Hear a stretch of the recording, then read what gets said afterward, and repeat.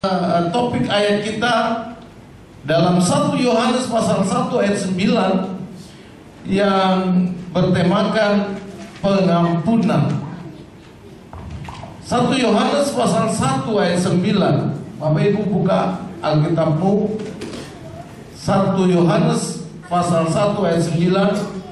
1 Yohanes itu ada di belakang, bukan di depan. Yang di depan itu Yohanes, yang di belakang ada 1 Yohanes pasal 1 ayat yang ke-9.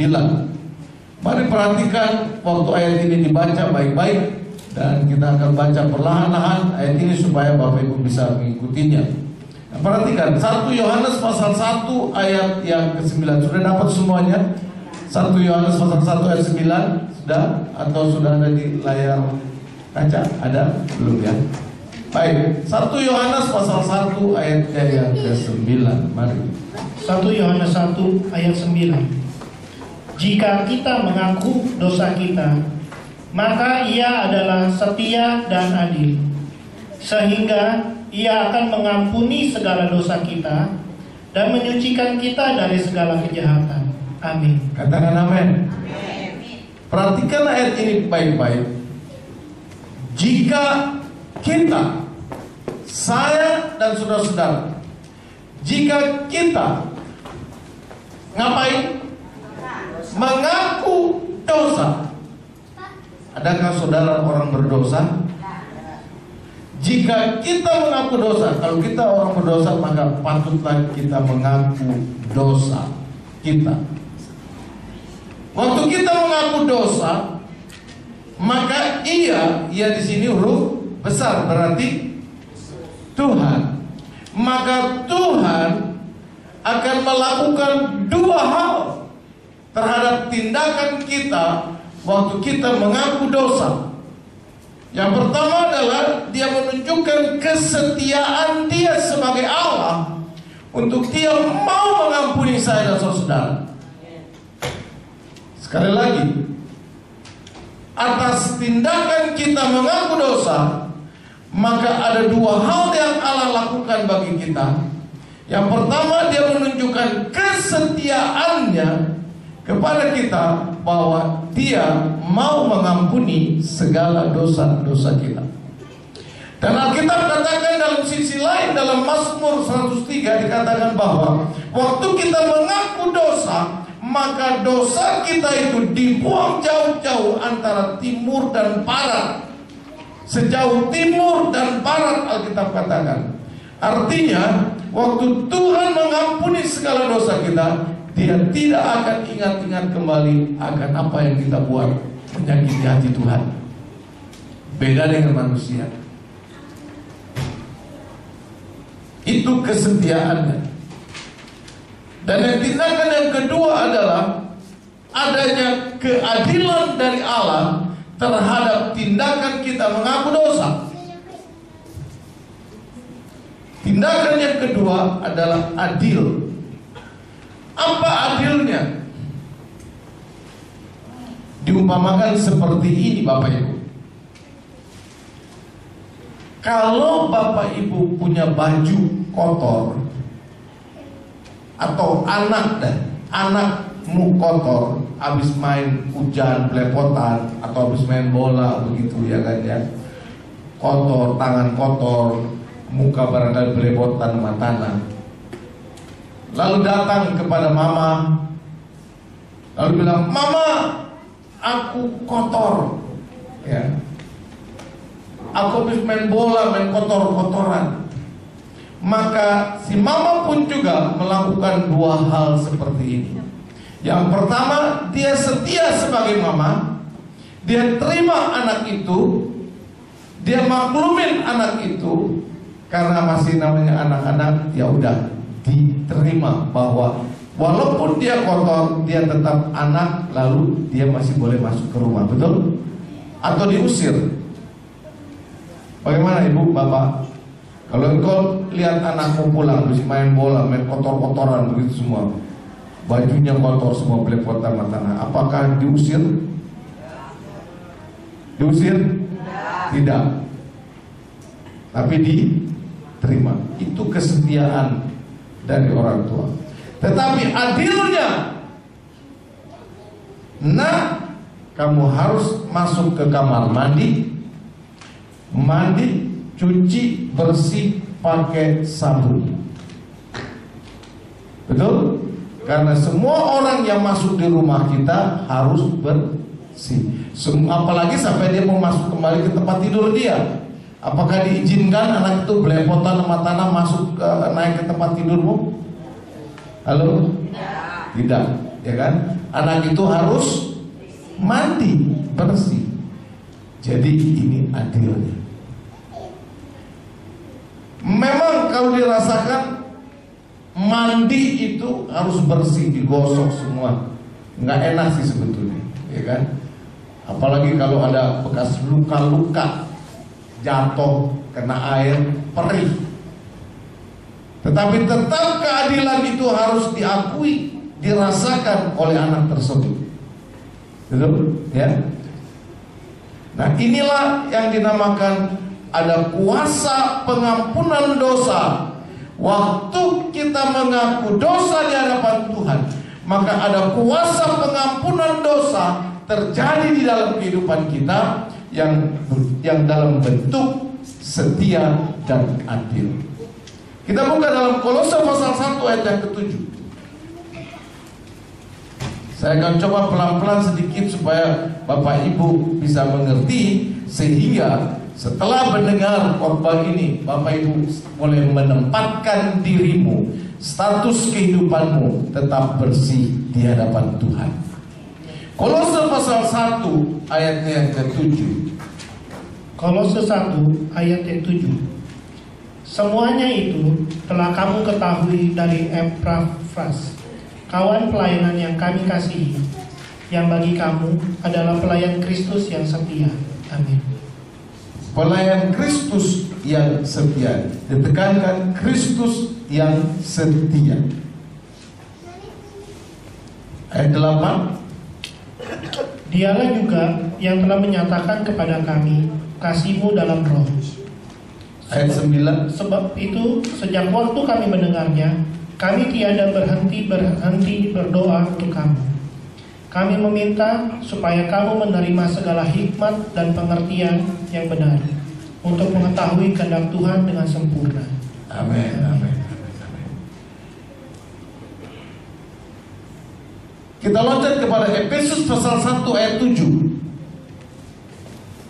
Tadi Kolose menunjukkan bahwa Kristus setia. Karena Efesus 1 ayat 7. Efesus 1 ayat 7. Sebab di dalam Dia dan oleh darahnya kita beroleh penebusan, yaitu pengampunan dosa menurut kekayaan kasih karunia-Nya. Amin. Setelah Kristus menunjukkan kesetiaannya, praktek kesetiaan dari Kristus adalah Dia memberi penebusan, pengampunan, dan kasih karunia. Penting bagi kita Bapak Ibu, kita mengalami dan diberikan penebusan oleh Tuhan, kita diberi pengampunan oleh Tuhan, dan kemudian kita diberikan kasih karunia dari Tuhan untuk kehidupan kita. Tapi proses ini terjadi, penebusan, pengampunan, dan kasih karunia, tatkala kita boleh mengaku dosa kita. Nah, kita kembali kepada 1 Yohanes pasal 1 ayat 9.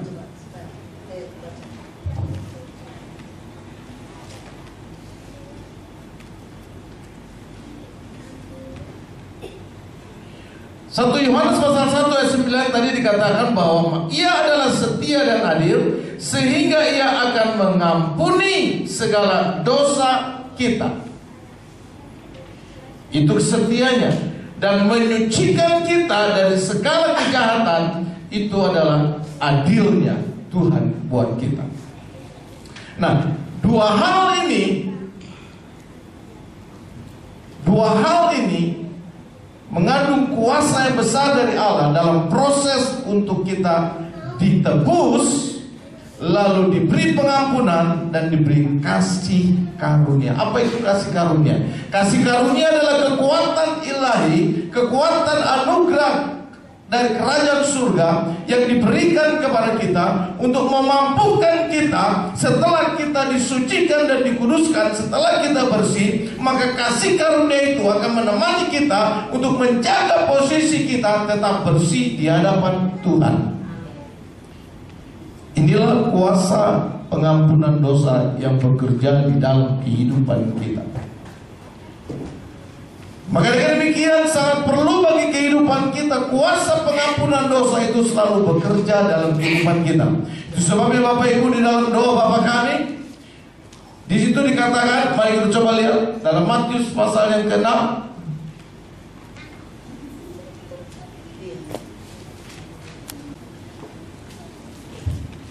Matius pasal 6 ayat 12. Matius pasal 6 ayat 12. Matius pasal 6 ayat 12.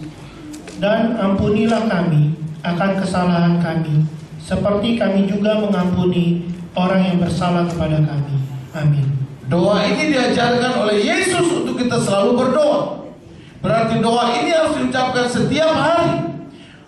Maka dengan perkataan setiap hari kita harus datang kepada Tuhan dan berkata, Tuhan, ampunilah saya. Benar sekalipun engkau berkata, aku tidak pernah membunuh orang, aku tidak pernah memukul orang, aku tidak pernah menghina orang, tapi dengar Bapak Ibu, firman Tuhan katakan, apa yang baru saja engkau pikirkan, belum bertindak, apa saja yang kau baru saja engkau pikirkan, sebetulnya kalau engkau sedang pikirkan sesuatu yang jahat untuk orang, maka kita sedang berbuat dosa di hadapan Tuhan. Sebabnya ada ayat, dengar hai laki-laki, Tuhan bilang, apabila di dalam pikiranmu sudah terenung dan terkilas bahwa engkau mengingini perempuan lain, walaupun belum engkau bertindak, tetapi baru di dalam hati dan otakmu berpikir, aku mau dan bergaul dengan perempuan itu, maka engkau sudah berbuat zina, Tuhan bilang. Itu sebabnya Bapak Ibu kekasih Tuhan, waktu Abraham mempersembahkan anaknya Ishak, belum dia bunuh, belum dia lakukan pembunuhan terhadap Ishak untuk dijadi korban, tetapi di dalam pikirannya, di dalam hatinya, dia sudah mempersembahkan anaknya di dalam mezbah untuk dikorbankan bagi Allah. Bagi Allah cukup. Itu sebabnya Allah berkata, Abraham, cukup. Aku telah melihat kesetiaan hati dan pikiranmu. Bukankah dari hati keluar pikirannya, naik pikiran yang jahat? Bapak Ibu kekasih Tuhan, itu sebabnya perlu setiap hari kita datang kepada Tuhan untuk minta, Tuhan ampunilah aku. Supaya kuasa pengampunan dosa ini terus detik demi detik bekerja di dalam kehidupanmu. Dan kuasa pengampunan itu tadi yang kita baru baca adalah penebusan, pengampunan, dan kasih karunia. Pada waktu kita diampuni, maka kita dipulihkan kembali dalam posisi yang dibenarkan Tuhan. Berarti kita diampuni, dan waktu kita telah mendapatkan pengampunan, Tuhan kasih karunia pada kita kekuatan untuk kita bisa menjaga kembali kudus di hadapan Tuhan. Jadi kalau begitu penting untuk kita minta ampun kepada Tuhan, Bapak Ibu. Halo, masih bisa ikuti saya? Amin. Lalu kita masuk kepada apa sih itu dosa? Apa sih itu dosa? Bapak Ibu, dosa adalah sesuatu yang kita lakukan dan tidak cocok dengan kehendak Allah, itu dosa.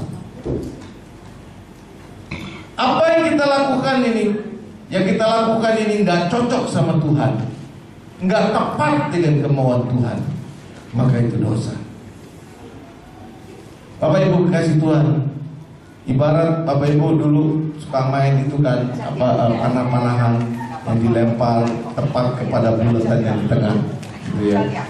Nah pada waktu sasaran dilempar itu nggak jatuh kepada titik bulat di tengah, jatuh di pinggiran